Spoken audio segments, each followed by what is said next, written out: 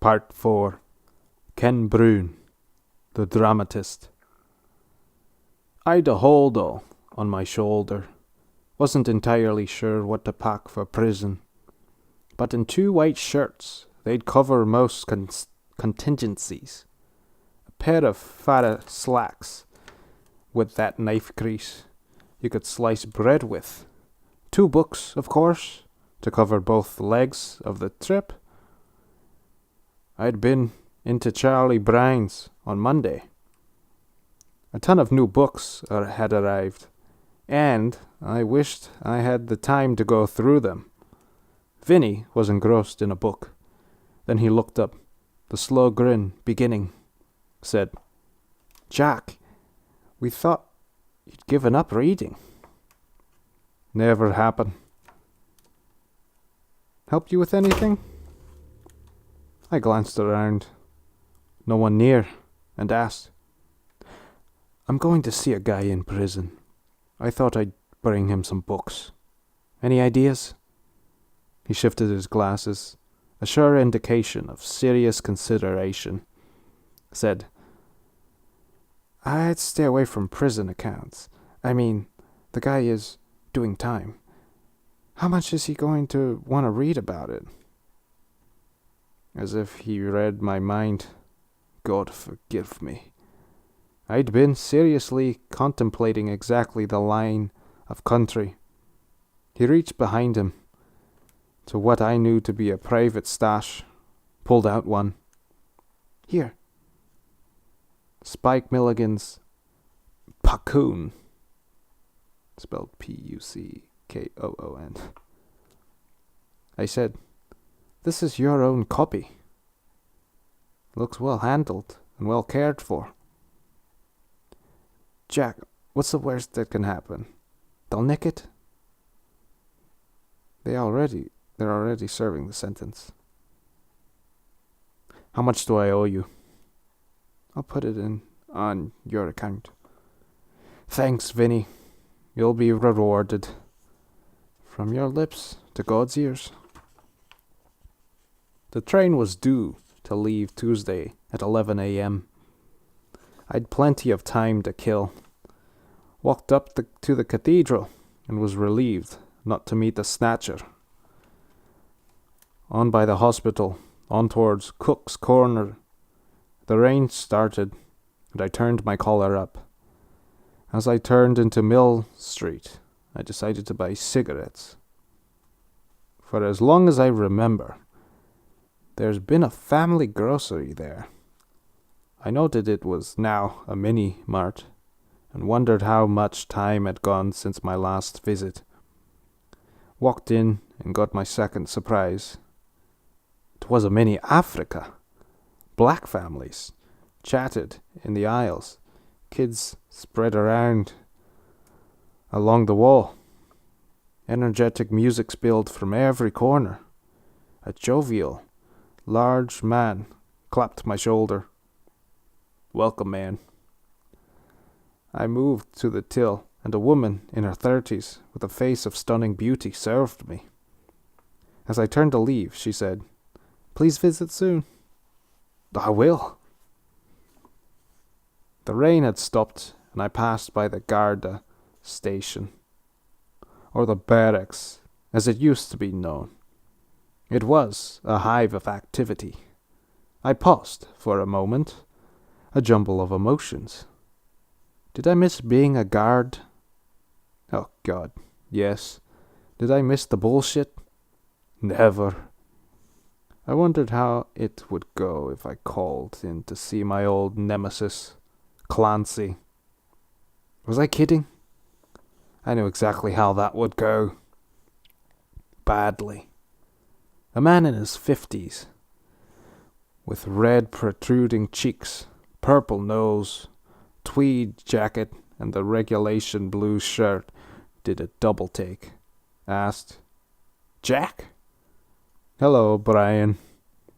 If memory served, as it sometimes did, we'd pull crowd duty in the days of the cattle boats, right down to his GAA tie and the gold Fane, spelled Fainne. He was beyond caricature. No faking the gruff friendliness, though as he bellowed, "By the holy, I heard you were dead." Close enough. He looked around, and I knew it didn't help any career to be seen with me. He offered, "Have you time for a quick one?" "I have a train to catch." "You are convicts. Your job here is to lie, cheat, steal, extort, get tattoos, take drugs, sell drugs, shank, and sock each other. Just don't let us catch you. That's our job. We catch you, you got nothing coming. Jimmy Leonard, you've got nothing coming. Notes from a prison fish." I couldn't remember the last time I caught the train, and what the hell had happened to the station. Of course, I knew the coach travel. Rail strikes and price hikes had played a havoc with the service, but the station was transformed totality. Before, it had been a country train station servicing what was, in reality, a country town. The station master knew everybody in Galway, and not only did he know where you were going, but the purpose of the trip. No matter the number of years you might have been gone, when you alighted at the station, he'd greet you by name and know where you'd been. A speaker announced departures in 4 languages. I'd queued for my ticket behind a line of backpackers. Not a word of English anywhere. Finally, I got to order 2-day return and was staggered at the price. Asked, "Is that first class?" "Don't be silly." Muttering, I passed the new modern restaurant, the old draughty cafe, but a blip in the mind. There'd been a photo of Alec and Brown pinned to the wall beside a poster of a jolly man staring in wonder at a flock of flamingos.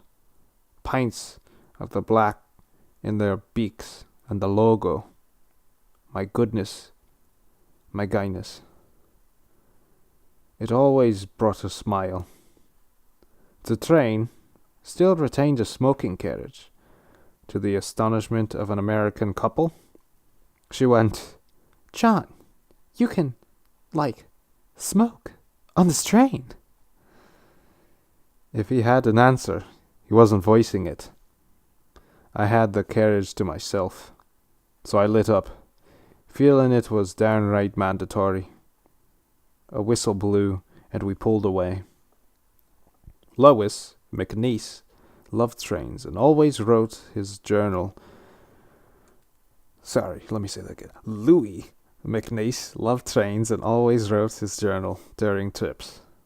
I tried to read to no avail. Outside, Athlone, a tea trolley, came, pushed by a powerfully built man. He looked as if he'd moved mountains.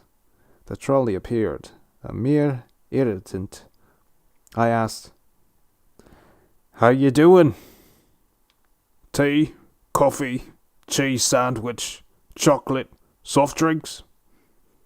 His accent was thick, near impenetrable. I was able to deduce the list of goodies from a list attached to the side of the trolley, or pointed to the tea, and as he poured and placed it before me, the movement of the train caused half of it to spill. He put a thick finger to his chest, said, "Ukraine." Okay, I guess it's the Ukraine accent, my bad. I could have thumped my chest, gone, "Irish," but felt a level of alcohol was necessary for that.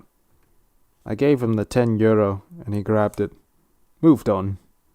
For less than a quarter plastic cup of coloured water, he was on a winner.